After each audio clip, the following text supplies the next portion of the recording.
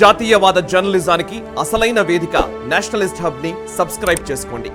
Notifications కోసం bell icon పై click చేయండి. 10 ఏళ్ల పాలనలో అంటే ఆధ్యాత్మికంగా కానివ్వండి, సాంప్రదాయాల పరంగా కానివ్వండి, అంటే ప్రపంచం ఎగబాకేలా మన భారతదేశం గురించి ఆ విషయంలో మోదీ సక్సెస్ అయ్యారని మీరు అనుకుంటున్నారా? మోడీ గారు మొదటగా చేసినటువంటిది 91 తర్వాత క్రియేట్ అయినటువంటి పెద్ద మధ్యతరగతికి 2-3 రకాలుగా ప్రభుత్వం కాన్ఫిడెన్స్ ఇచ్చింది. మొదటిది ఏంటంటే అట్లీస్ట్ కేంద్ర ప్రభుత్వ స్థాయిలో పూర్తిగా వ్యవస్థీకృతమైనటువంటి పనులు జరిగాయి, ప్రాసెస్ బేస్డ్ వర్క్. రెండోది ఏంటంటే అబ్సల్యూట్ ట్రాన్స్పరెన్సీగా ఉండడం. మూడోది అన్నిటికంటే ముఖ్యమైందంటే డిసైసివ్నెస్ అనేటటువంటిది. దీనివల్ల ఏమైందంటే ఆర్థికమైన నార్మల్గా కూడా కొంత ఆర్థిక అభివృద్ధి జరుగుతుంది ఎనర్షియా మీద, ఇంతకు ముందు ఉన్నటువంటి దీని మీద. కానీ ఇప్పుడు తీసుకొచ్చినటువంటి అభివృద్ధి ఏదైతే ఉందో ప్రజల జీవితం మీద, పర్టికులర్గా పేదవారి జీవితం మీద కానీ, కొంత సోకాల్డ్ లోయర్ మిడిల్ క్లాస్ జీవితం మీద కానీ ఒక ట్రాన్స్ఫర్మేటివ్ చేంజ్ అనేటటువంటిది ఉందన్నమాట. అది ఇంటికి నీళ్లు రావడం, టాయిలెట్స్, ఇళ్ళు కట్టించడం, కోవిడ్ లాంటి విషయంలో ప్రజలకు ఉచితంగా ఆహారం ఇవ్వడం అనేటటువంటి, పర్టికులర్గా ఇందాక అక్కడ మీటింగ్లో కూడా డిజిటల్ ఎకానమీ తీసుకురావడం, ఫార్మలైజేషన్ ఆఫ్ ది ఎకానమీ, ఇన్ఫార్మల్గా ఉన్నటువంటి ఎకానమీని కూడా ఫార్మల్గా చేయడం. దీనివల్ల ఏమైందంటే ప్రజలకి తమంటే తాము కాన్ఫిడెన్స్ వచ్చింది. అంతకుముందు ఉన్నటువంటి ఒక విధమైనటువంటి అంతర్గతంగా ఉన్నటువంటి బానిస మనస్తత్వం కానీ, ఆత్మన్యూన్యత భావం, మనమంటే మనం తక్కువగా చూసుకునేటువంటి, ఇవి చాలా వరకు మనకు తగ్గాయి. ఈ తగ్గడం మూలంగా ఏంటంటే మనం ఎవరము అనేటటువంటి తెలుసుకోవడం అయింది. మనం భారతదేశ చరిత్ర చూసినట్టయితే మనం చదువుకునేటటువంటి దాంట్లో కూడా 1940 తర్వాత భారతదేశం అట్లా ఆగిపోయింది. ఆ తర్వాత ఏమైంది అన్నటువంటి దాని గురించి మనం చదవము. ఒక 20 సంవత్సరాల పాటు ముస్లిం ఎడ్యుకేషన్ మినిస్టర్స్ ఉన్నారు, ఆ తర్వాత కమ్యూనిస్టులు వచ్చారు.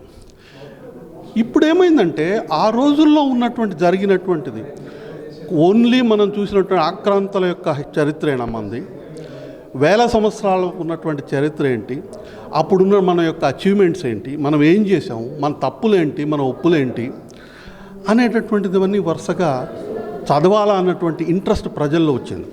ఎందుకంటే ఒకసారి ఆత్మవిశ్వాసం వచ్చినప్పుడు మనల్ని గురించి మనం తెలుసుకోవాలన్నటువంటి ఇంట్రెస్ట్ వస్తుంది ఆటోమేటిక్గా.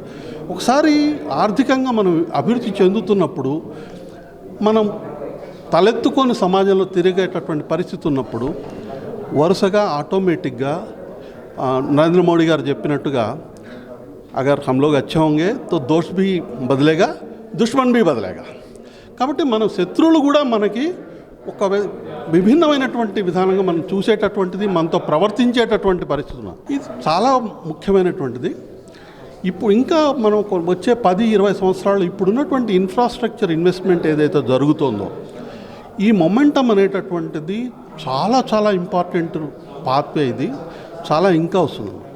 ఒకసారి దేశం అభివృద్ధి చెందినప్పుడు కూడా ఆటోమేటిక్గా ప్రజలు మిగతా విషయాల మీద, ఇప్పుడు మనం ఇంటర్నేషనల్ ట్రేడ్ గురించి తీసుకున్నప్పుడు, అదే సమయంలో మనం పాతకాలంలో ఇండియన్ ఓషన్లో ఎక్కడెక్కడ పాతకాలపు నావికా మార్గాలు ఎటువంటి ఉన్నాయి, పడవలు ఎట్లా కడతారు, 1000 సంవత్సరాల కిందట, 2000 సంవత్సరాల కిందట ఉన్నటువంటి పడవ, అంటే పడవలు కుట్టుతో పడవలు చేయడం అనేటువంటి, ఇటువంటి విషయాలన్నీ ఈరోజు మళ్ళీ మనం వెనక్కి వెళ్తున్నాం, వాటి గురించి తెలుసుకుంటున్నాం. ఇప్పుడు కుట్టినటువంటి పడవ కుట్టి ఒక 2 క్లాత్ తీసుకొని వచ్చి క్లాత్తో కుట్టినటువంటి పడవ తీసి ఇక్కడి నుంచి ఇండోనేషియా దాకా ఒక యాత్ర చేయాలన్నటువంటి కేంద్ర ప్రభుత్వ కార్యక్రమం ఉందన్నమాట.